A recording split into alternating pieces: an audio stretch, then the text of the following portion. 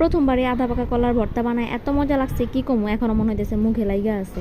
আর এই আধা পাকা কলার ভর্তা যদি দুপুরবেলা খান তাইলে তো কথাই নেই। আমরা সাধারণত দেখা গেছে মুচি, বড়ই, তেঁতুই, কাঁচা কলা অনেক কিছু মিক্স করে একটা ভর্তা বানাই থাকি, তো অত কিছু লাগবে না, শুধু কলার একটা এই ভর্তাটা যদি বানায় খান বিশ্বাস করেন মনে হবে যে আরো এক গামলা বানায় বয়ে খাইতে থাকি।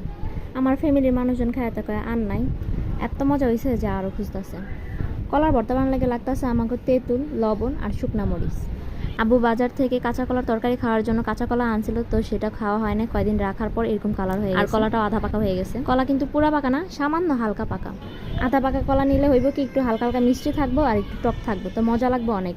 আর যদি পুরা কাঁচা লন তাইলেও ভালো লাগবো। আমি ওইটা ট্রাই করি নাই, তো আমার আধা পাকা কলা ঘরে ছিল, আয়না রাখছিল আব্বু, ওইটা পাইকে গেছে, তো ওইটা দিয়ে আমি বানাইছি। কলাগুলো আলুর মতো সুন্দর মতো পয়লা নিতে হইব, পয়লা একটা আমান দিস্তা অথবা শিল পাটার মধ্যে একটু থেতলায় নিতে হইব ভালো মতো।